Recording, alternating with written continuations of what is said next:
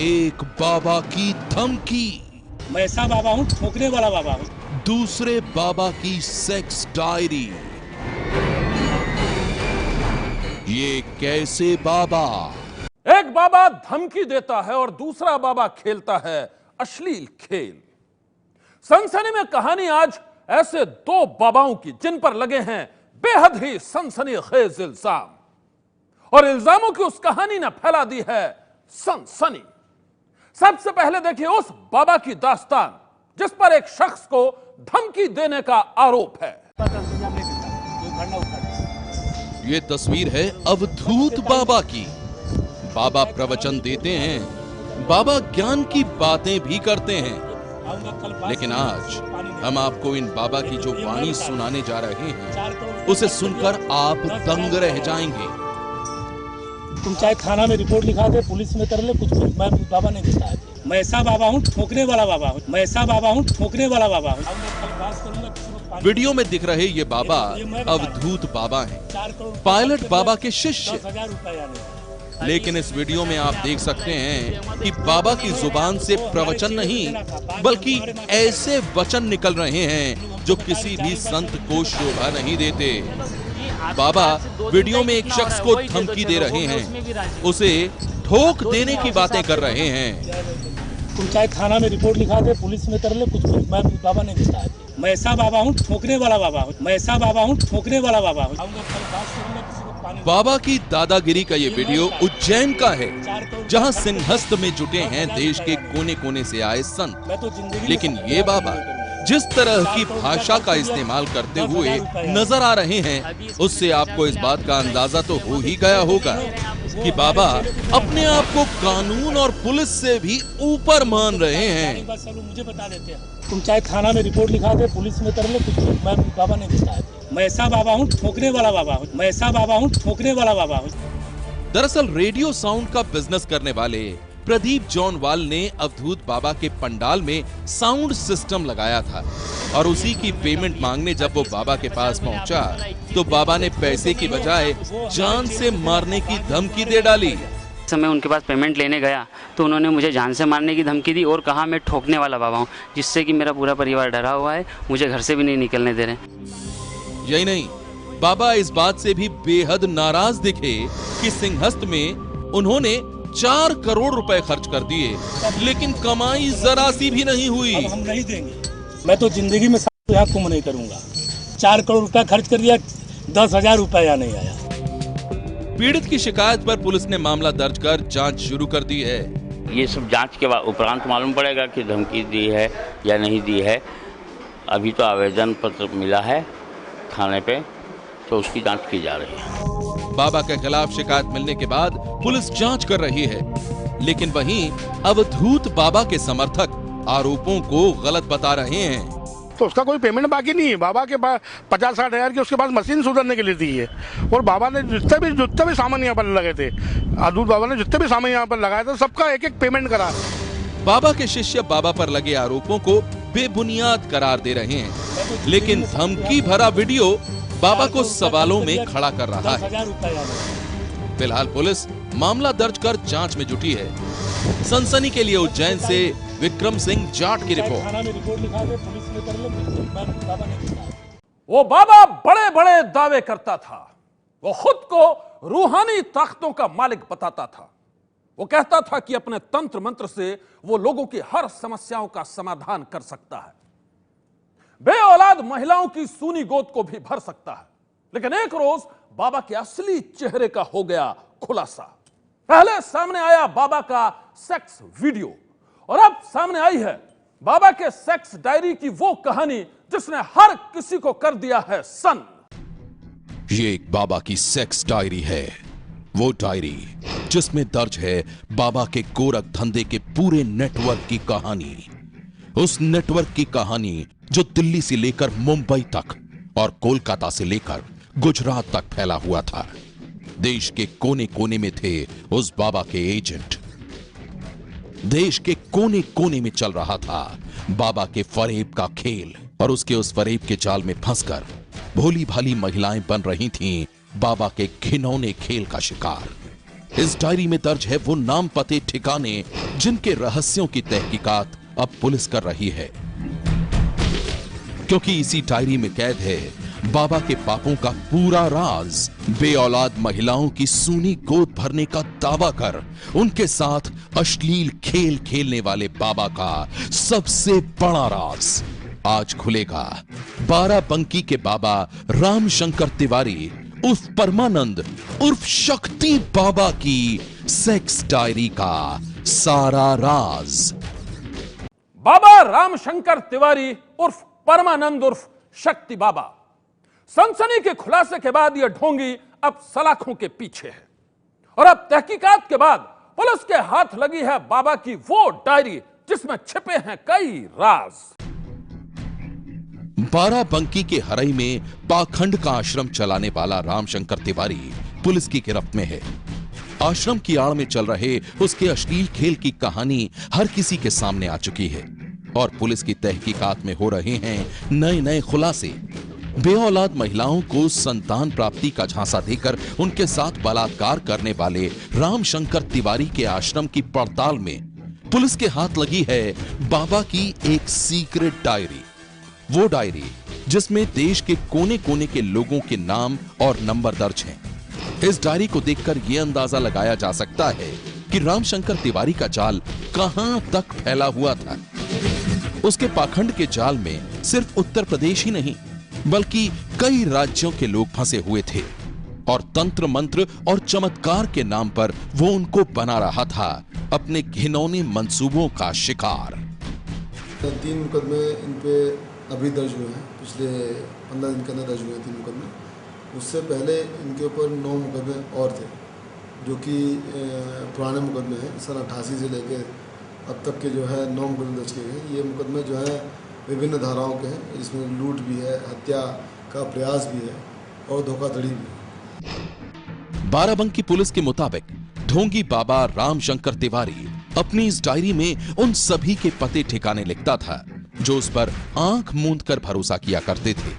वो जैसा कहता था वैसा करते थे।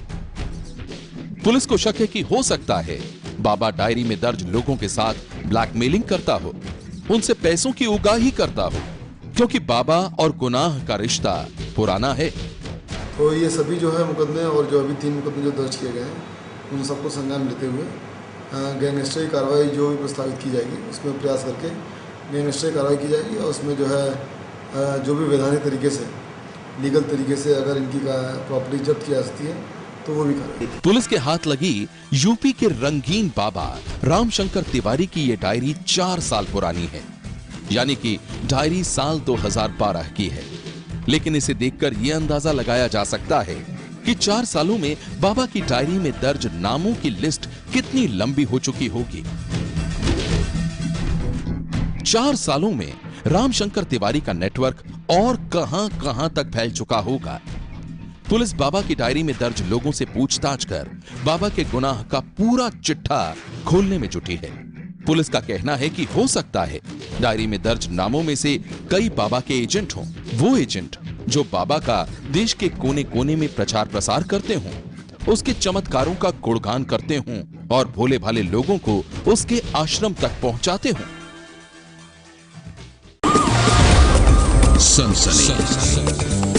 वो चीख रहा था, वो उसे बेरहमी से पीट रहे थे, वो रहम की फरियाद मांग रहा था और वो उसे धमका रहे थे। कहानी राजधानी दिल्ली की है, दिल्ली के उन बेरहमों की है जिन्होंने जरा सी बात पर एक नाबालिग लड़के को बुरी तरह से पीटा। वीडियो में कैद दरिंदगी की वो तस्वीरें आप भी देख लीजिए।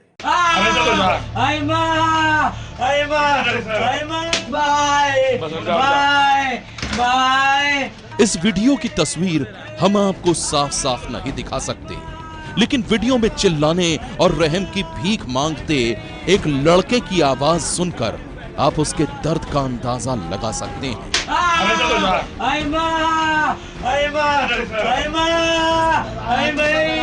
जी हां, ये चीख एक ऐसे नाबालिग लड़के की है जिसे कुछ लोग बेरहमी से पीट रहे हैं। बेरहमी भी ऐसी कि सुनकर ही कलेजा कांप जाए।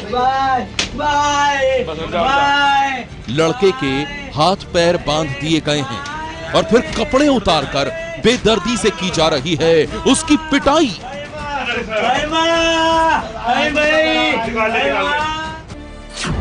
दरिंदगी की ये तस्वीरें दिल्ली के इंद्रपुरी इलाके की हैं, जहां स्कूटी पर बैठाने को लेकर हुए एक मामूली से विवाद में हैवानियत की सारी हदें पार हो गईं। इलाके के कुछ दबंगों ने 16 साल के इस नाबालिग लड़के को बांधकर सारे कपड़े उतार दिए और फिर लात, घूंसों और चप्पलों से इसकी बुरी तरह से पिटाई की गई। हद तो तब हो गई जब शैतानों ने इसके प्राइवेट पार्ट में बियर की बोतल और मिर्ची भी डाल दी। दर्द की ये कहानी आपको विचलित कर देगी। लेकिन एक नाबालिग लड़के की पिटाई करने वाले दिल्ली के दरिंदों का दिल इसके बाद भी पसीजा नहीं।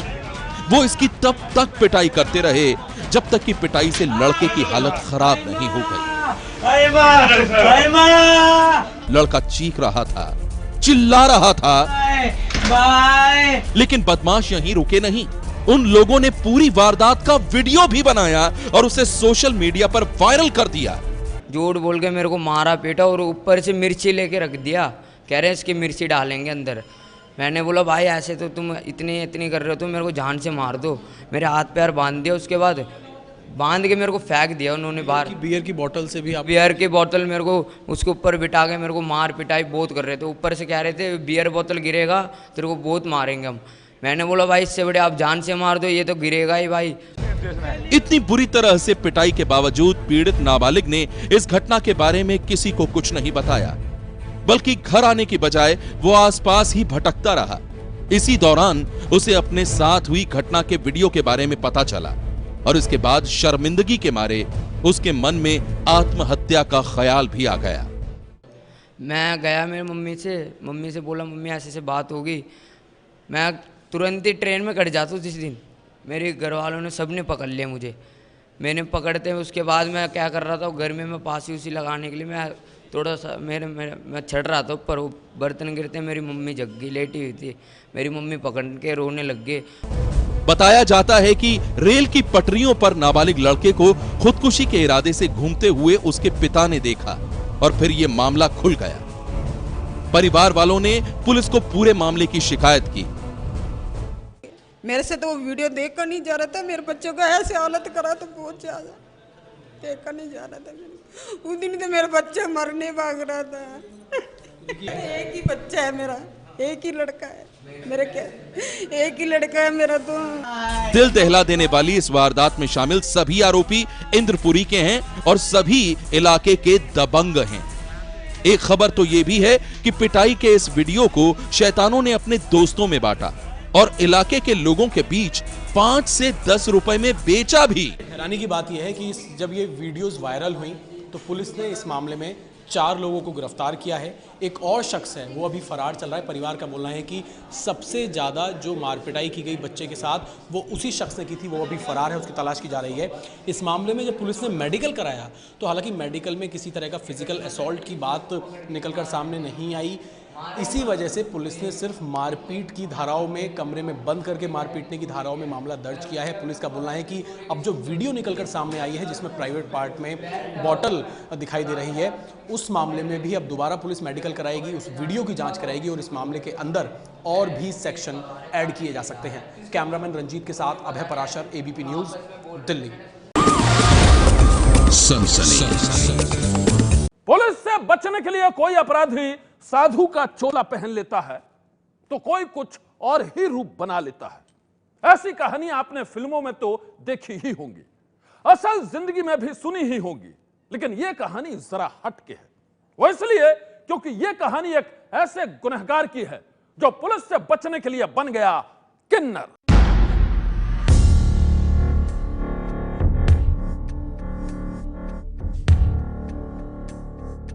आठ सालों से पुलिस इस शातिर चोर की तलाश कर रही थी और जब 8 साल बाद ये पकड़ा गया तो इसकी पहचान ही बदल चुकी थी। पुलिस से बचने के लिए वो चोर एक किन्नर बन गया था। ये तस्वीर है आलोक की और ये है पलक। दोनों एक ही हैं। फर्क सिर्फ इतना है कि एक पहचान 8 साल पुरानी है और दूसरी पहचान ताजा है। पुलिस के मुताबिक पुलिस से बचने के लिए इस शख्स ने किन्नरों की जिंदगी चुन ली।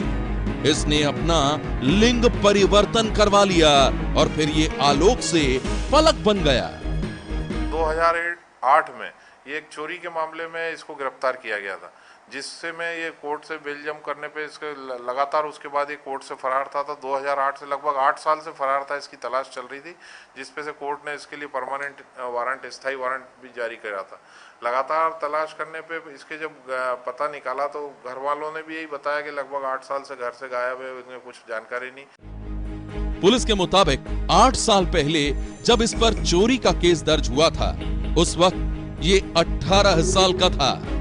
पुलिस का कहना है कि कोर्ट में पेशी के दौरान ये पुलिस वालों को चकमा देकर फरार हो गया था। तब से ही पुलिस इसकी तलाश में जगह जगह खाक छान रही थी। इसकी तलाश में जुटी पुलिस ने इसे हर जगह ढूंढा, लेकिन ये कहीं नहीं मिला। लेकिन पुलिस ने सालों तक इस शातिर चोर का पीछा किया। आखिरकार एक रोज पुलिस को इसकी बदली हुई जिंदगी का पता चल गया और फिर ये पकड़ा गया। तलाश के बाद ये पता चला कि जो देवेंद्र था उसने अपना किन्नर बन गया है।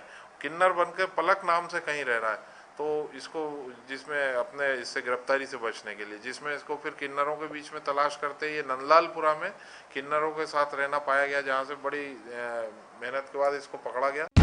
पुलिस से बचने के लिए शातिर अपराधी कई भेष बदलते हैं, कई शहर बदलते हैं, लेकिन एक शख्स ने खुद की पहचान ही बदल ली। वो किन्नर बन गया। ये बेहद ही हैरान कर देने वाली बात है। सनसनी।